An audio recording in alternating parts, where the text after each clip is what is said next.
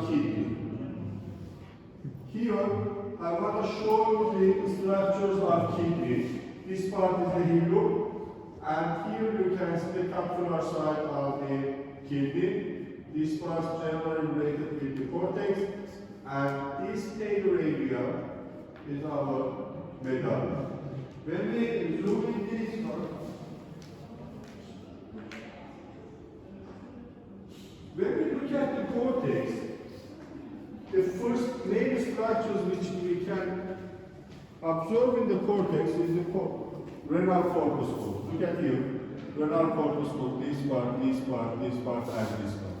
And also in low magnification, you can identify this vein-like structure or ray-like structures. This rays is medullary rays. Medullary rays present in the cortex, not in medulla. Okay? And in these structures, in these rays, we have the proximal and distal straight tubules, not convoluted tubules. We have straight tubules in the medullary rays. And also, we have collecting ducts and collecting tubules in the medullary ray. Between two medullary rays, we have the lobule area. For example, if this is a medullary ray and this is another medullary ray, this distance known as the kidney lobules. Okay? We know the lobes, but here I show you the lobules of kidney. Please zoom in and go to the cortical labyrinth part. In cortical labyrinth, a little zoom up.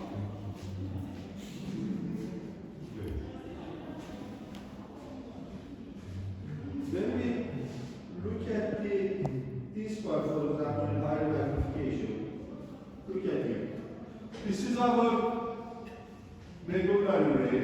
This is another medullary ray, and this part is the kidney lobe. Here you can see the renal corpuscles. And between the renal corpuscle and medullary ray, we have these parts, which fill with proximal and distal convoluted tubules. These parts known as the cortical labyrinths. Okay? Cortical labyrinth is this part. And can you select the medulla? Okay. Look at here. This pale area is our medullary side. In this part, we don't have renal corpuscles, we don't have proximal and distal collecting, proximal and distal convoluted collecting tubes. Convoluted tubes, okay? The convoluted tubes not present in this part. Now, please select to the renal papilla part. Here is our renal papilla, you can see in this part. And this part is the area of renal pelvis. Here is our last part of the medulla, known as the bilirubin cordones present in this part. Look at here. This area is bilirubin cordones. And also, we have the arcuate arteries between the medulla and cortex. Look at here, this part is our medulla, this part is our cortex. Between the medulla and cortex, we have the arcuate arteries. You can identify this part. How I thought this is the cortex part? Because of this renal corpuscles, this medullary ray, and cortical labyrinth present between the medullary ray. But here, we have the medulla. Okay. Now, we are going to talk about the detailed structure of nephron in this part. Okay, look at here. Again, here we have a section from kidney. This structure is our renal corpus. In this structure, we have the glomerular structure in the inner side. This is our glomerular part. And this is the capsule, the parietal layer of capsule, and visceral layer of capsule present in this one. For example, this is our podocyte, or this is another podocyte, and this is our simple stem cells of the parietal layer of renal capsule. And okay, and here again you can see same thing. This space is our renal space. Okay, and here is our blood zone or blood entering area, and in opposite side we have the renal area. And all of these structures in this part, we have the blood vessels like here, and here, included into structural glomerule. Between them we have the mesangial cells. For example, this is an example for mesangial cell. And in outer side here, we have the podocytes. Look at here, this is the basement membrane between the podocytes and endothelial cells. Can you select the vascular zone? Look at here, this area is our vascular pole or vascular zone. And in the other side, we have the urinary pole. Look at here, the capsule continue with the urinary pole. In this part, you can see the beginning of proximal convoluted ducts. These cells related with proximal convoluted duct. In the go to the next page. No, same slide. This slide, number 2 in this one, please. Okay. We have the proximal convoluted ducts and also distal convoluted ducts in same areas. But the ratio of proximal convoluted ducts is very high than the distal convoluted ducts. Look at here, be quiet.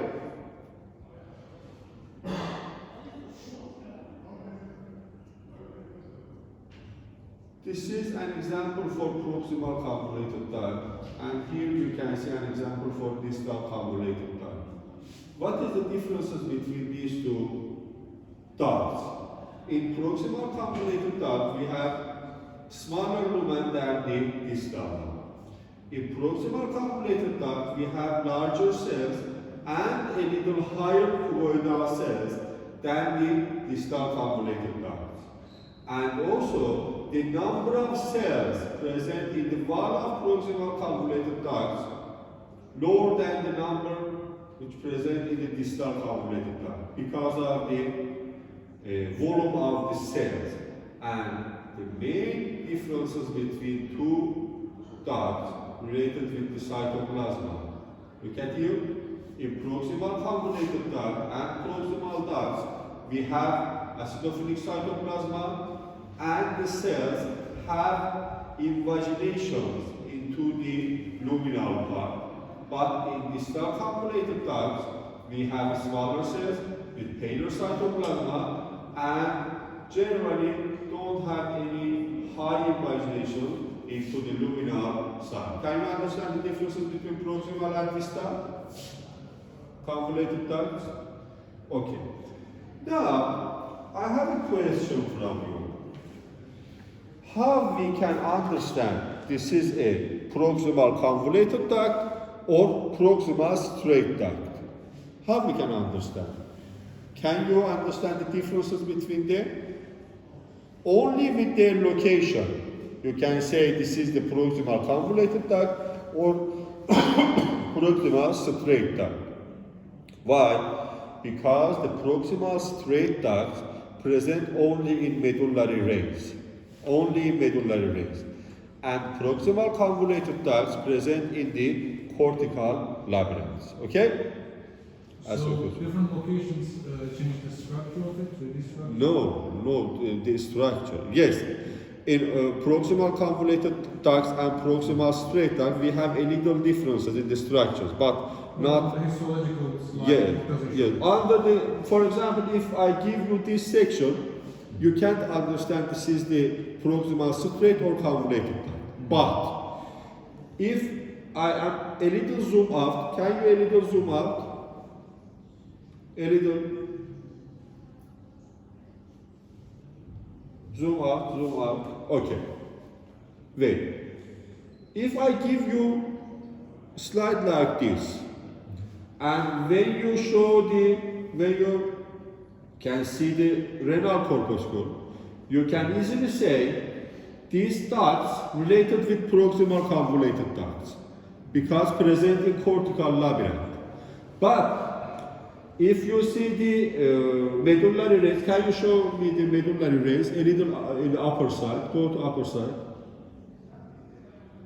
A little zoom out and go to upper side. Zoom out. Okay, go to this.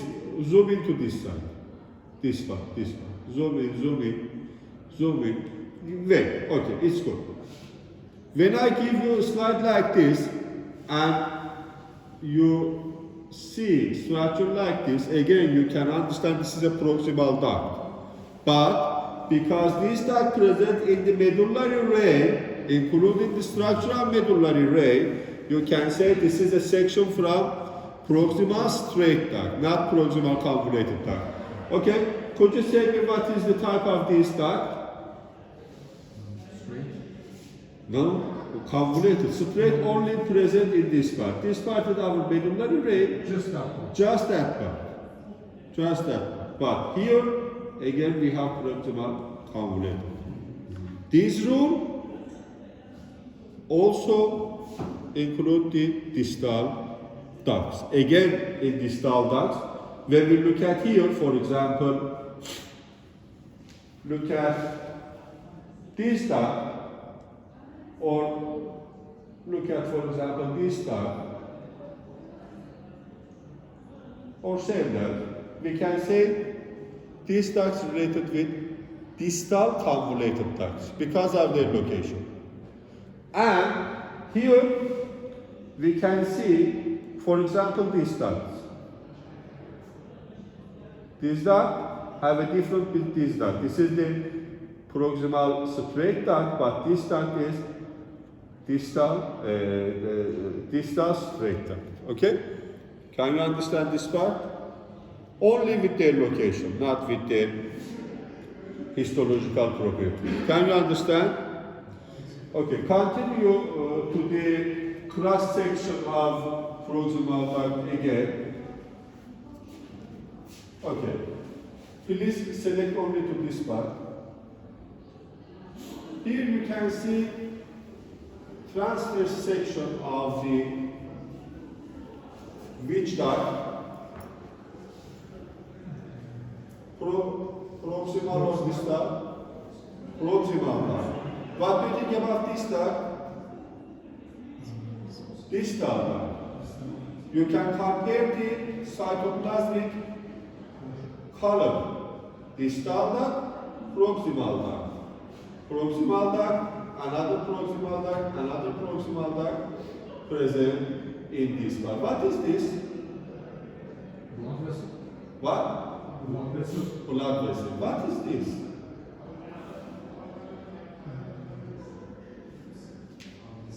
Let me discuss with each other. You can see the squamous cells, not cuboidal cells.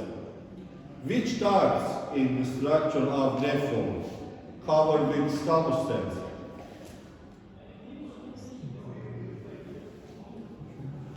Henle. Yes?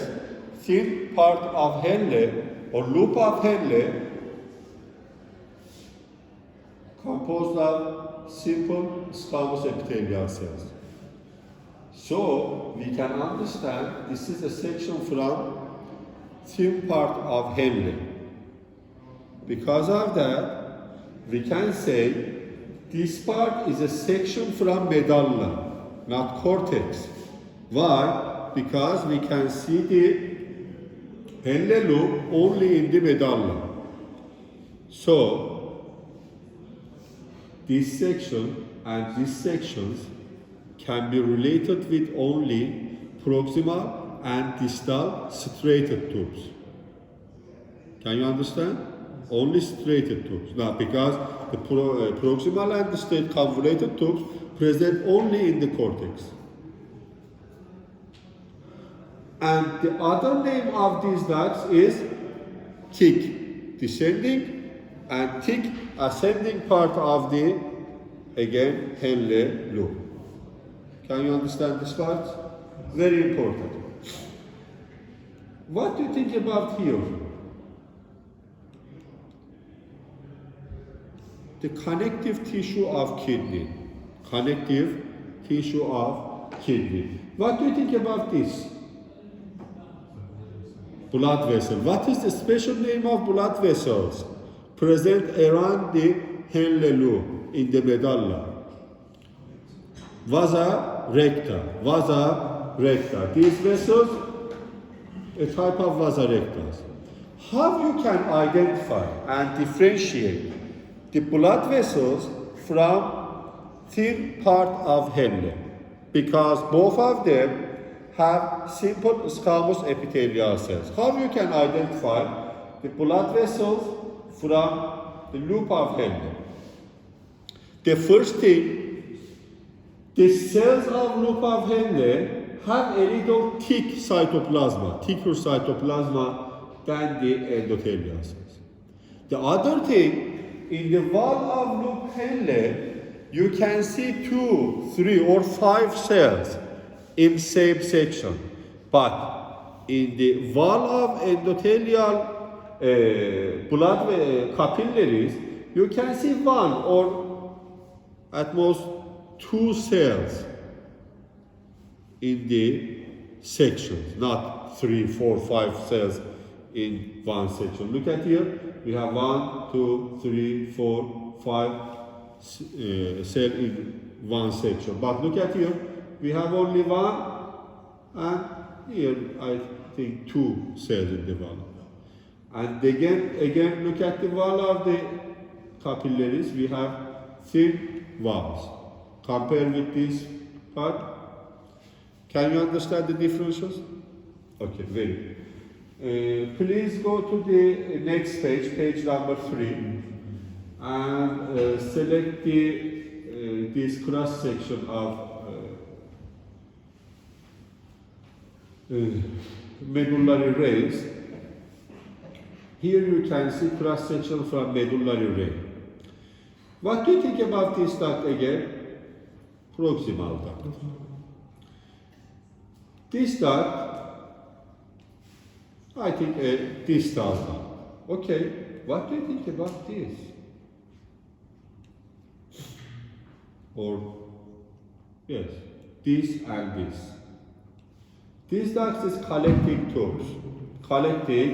tubes present in the medulla and also medullary rays in the cortex. We will talk about collecting tubes in other sections. What do you think about this? Proximal or distal? Proximal. Another proximal. This? Henle. Thin part of Henle. This? Again, proximal. Okay. Now we are going to talk about the macula densa. Click to the macula densa. What is the macula densa?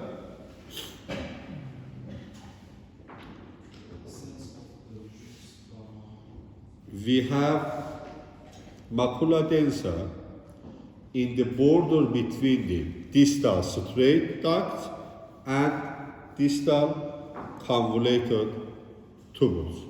Distal straight tubules and distal convoluted tubules. And the cells of the macula densa packaged firmly and connect firmly to each other than other cells. Look at here, for this part is macula densa. Compare the cells numbers in this part with the opposite side. You can see high amount of cells, highly packed cells in this part, and these cells have cilium in the surface to monitorize the urine present in this part.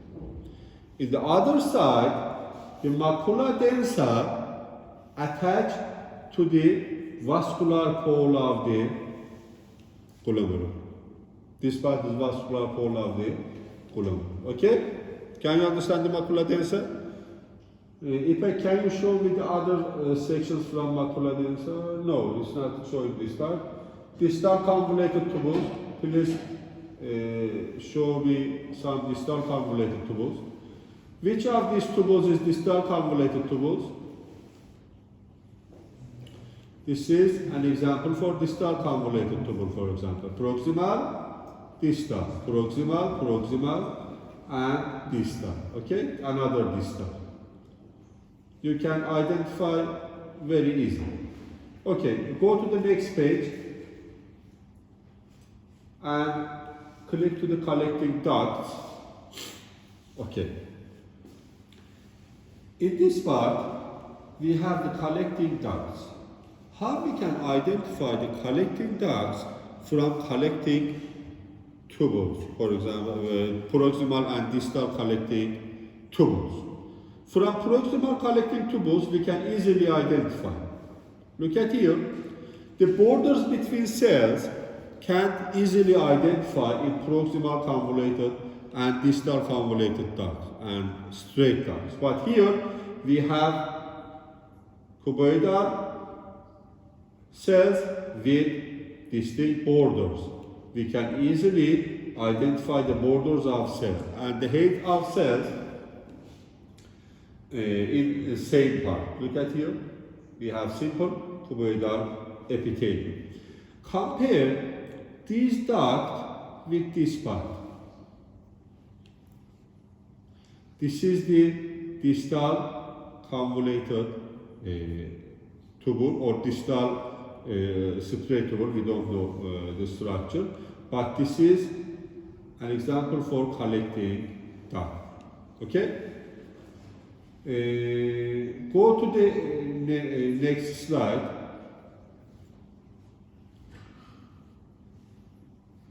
This, please click to this kidney. Okay. Here we have another kidney slide which is stained with azar. Here we have same structures, but all of the blue or green structures indicated the collagen fibers present in the cortex and medulla of the kidney. Please select the capsule.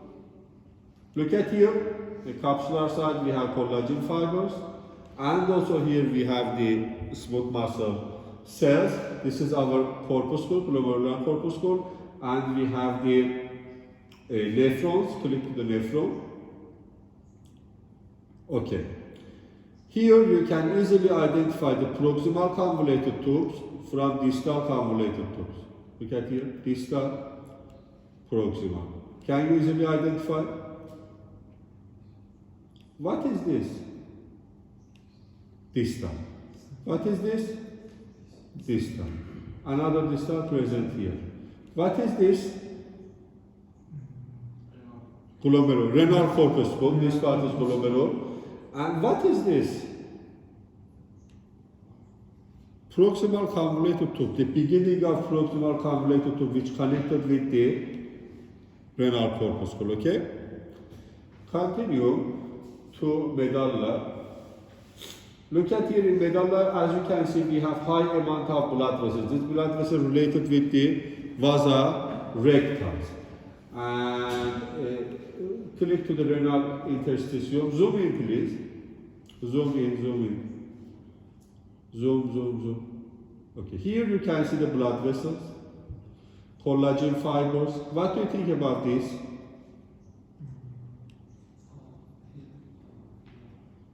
Proximal, okay. Proximal. Go to the right side, please. What do you think about this? Distal, yes. Proximal, distal. Go to this part. This? Distal. Distal. Can you select? Okay, here you can see the arcuate arteries between the cortex and medulla. Go to this part, please. Let me show you collecting ducts.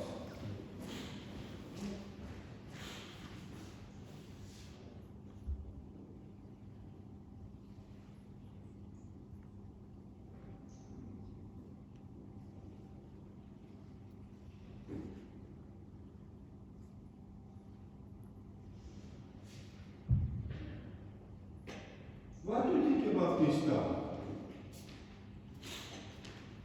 Compared with this duct. This duct is this duct, but here you can see the collecting tubes. What is the differences between this and this? Cell types. Cell types, yeah, you can see the borders between cells.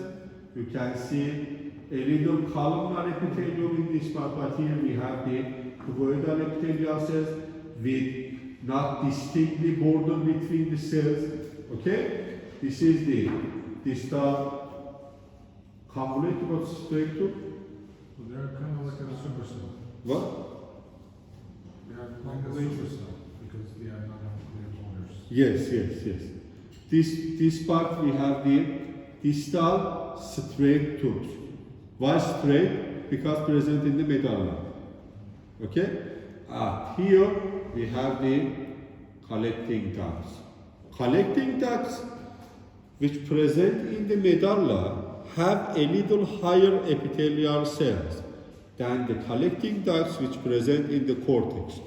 The height of ducts increase when they go near to the renal pelvis area. Okay, go back. Do you have questions about the kidney? Now please click on the ureter. What is the ureter? Connecting the minor calyx and major calyx with the urethra, with the urinary blood. Please, in this part we have the longitudinal section and here we have the cross section of ureter. Click to the cross section. When we look at here, we can easily identify three layers. The tunica, the mucosa layer in this part. Here is the luminal side, here we have the mucosa. In this part we have thick layer of muscle, smooth muscle cells, or tunica mucosa. And in this part we have the adventitial layer. When we look at the mucosa part here, click to this part, we have two layers, the epithelium and lamina propria under the epithelium. The epithelium of the ureter is a special epithelium known as the urothelium or transitional epithelium. When we look at this epithelium, we can see stratified cuboidal epithelium, yes. But when we look at the upper side, we can see cuboidal cells in this part, squamous cell in this part, another squamous cell here. Again here we have the cuboidal or long cells. And because of this, we thought this epithelium is a type of transitional epithelium. And the cells which present in the superficial sides, known as the umbrella cells or dome-shaped cells. As you know, here we have cells which have ability to transform their shape from cuboidal or umbrella cell to the squamous cell. Under the epithelium, we have lamina propria. Here is our lamina propria. What do you think about lamina propria? Generally, lamina propria, for example, in the gastrointestinal tract, composed of loose connective tissue. But here, don't move this disc because the camera moves. Not moved. What do you think about lamina propria in this part? Irregular dense connective tissue. You can see high amount of collagen fibers than fibroblast cells. And here we have irregular dense connective tissue in lamina propria instead of loose connective tissue. When we look at the lower side here, we can see the muscularis externa layer, which composed of inner longitudinal, middle circular, and outer longitudinal layer of smooth muscle cells. But you can't easily differentiate these muscle fibers from each other. Why? Because here we don't have continuously muscle fibers. And for example, here we have fascicular muscle fiber, which separated with neighbor muscle fibers with connective tissue. Remember the muscularis externa layer of, for example, the small intestine. The cells continue with each other and form a homogeneous structure. But here we have bundles of muscle, and between that bundles we have the collagen fibers. Okay? And in the outer side we have the tunica adventitia here. Okay, can you back to that part, ureter, and select to page 2. Okay. Now we are going to look at this part again. You can see the transitional epithelium.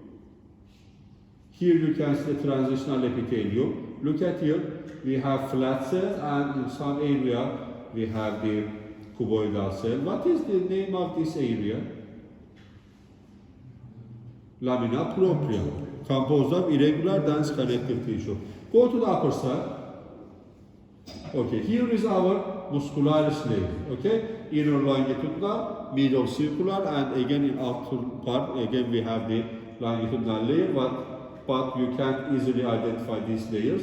Only you can see the bundles of muscle, and between that bundle we have the connective tissue or collagen fibers. Thank you. Back to the main page and click to this. Okay, click to that bladder. In urinary bladder, we have a structure like ureter. Again, we have mucosal layer with urothelium and lamina propria composed of irregular dense connective tissue. Under the mucosa, we have 3 layers of muscles, but the muscle layer of urinary bladder thicker than the muscle layer of ureter. And in the outer side, we have a thin layer of tunica adventitia in compared with the or tunica serosa. For example, here we have the tunica serosa, depending is the section way, but in the adventitia of the ureter, we have a thick layer of adventitia filled with connective tissue. But here we have only, in the ureter we have thick layer of adventitia, but here we have thin layer of adventitia present in this part. Can you click to the epithelial part? When you look at here, again we have the urothelium in this part, and here is lamina propria, again composed of irregular dense connective tissue. And click to the muscularis externa. Here you can see the muscularis externa, very thick layer, thicker than the ureter.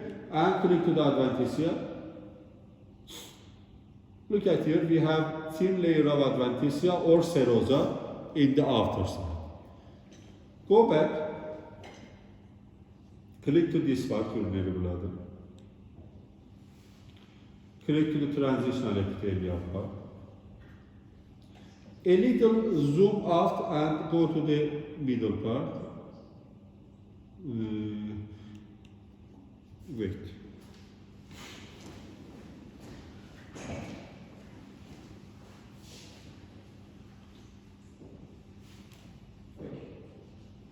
Now, how we can differentiate the ureter from urinary bladder?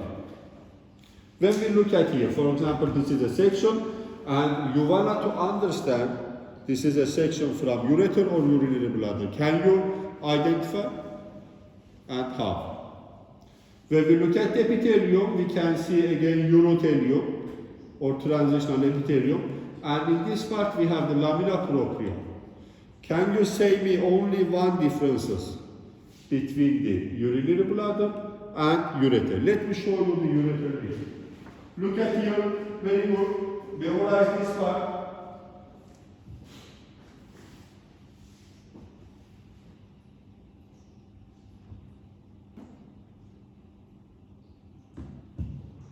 And look at here again. Look at here. Now we go back to the urinary bladder.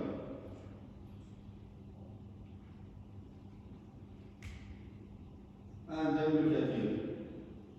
What is the differences? And how you can identify? What?